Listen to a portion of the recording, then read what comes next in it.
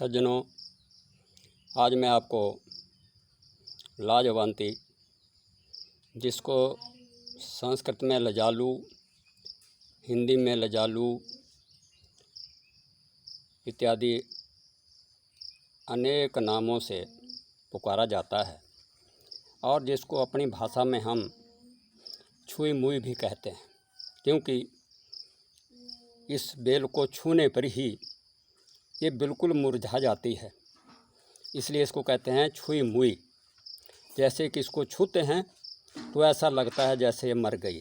अब मैं आपके सामने आपको ये करके दिखाता हूँ।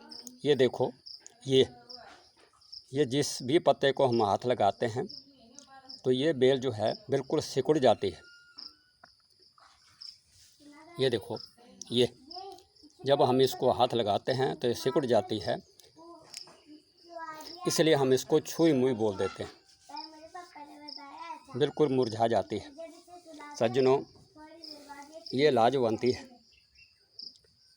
बहुत लज्जा करती है, लजालू होती है, ऐसे स्वभाव की होती है, शर्मीले स्वभाव की, परंतु ये एक औषधि है दिव्य गुणों से भरपूर। शास्त्र में कहा गया है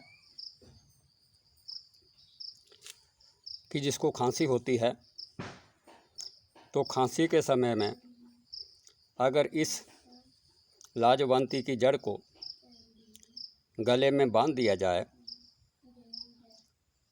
तो इसका चमत्कारी के रूप में, एक चमत्कार के रूप में प्रभाव होता है और खांसी में लाभ मिलता है।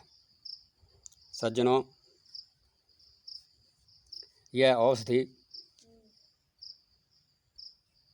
अजीर्ण में भी काम आती है।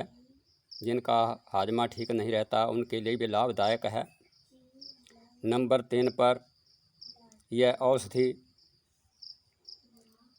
जिनको गुर्दे की पथरी है उसमें भी बहुत लाभदायक है। इसकी जड़ का काढ़ा गुर्दे की पथरी में प्रयोग किया जाता है। इसके काढ़ा पीने से पथरी गल करके बाहर निकल जाती है। सज्जनों, यह औषधि शुगर के रूप में भी लाभकारी होती है। शुगर में भी इसका काढ़ा जो है, जड़ का काढ़ा लाभकारी होता है। शुगर में इसका लाभ मिलता है, शुगर का लेवल गिरता है, जो बढ़ी हुई शुगर है वो ठीक होने लगती है। सज्जनों, इसके साथ ही यह औषधि योनि भ्रंश के रोग में भी लाभकारी है। इसका काढ़ा पीने से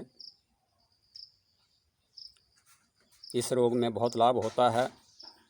इसके साथ ही अगर कहीं पर फोड़े और फुंसी की वजह से सूजन आ गई है तो उस सूजन पर भी इस औषधि का लेप करना बहुत लाभकारी होता है। इस लाजवंती के पत्तों का रस या जड़ों का रस उस सूजन पर लगाने से सूजन ठीक होती है। सज्जनों, इस लाजवंती नाम के पौधे को घर में गमले में लगाइए, अपने घर की शोभा बढ़ाइए और औषधि के रूप में इसका प्रयोग कीजिए और औषधि का लाभ लीजिए। जय हिंद, जय भारत।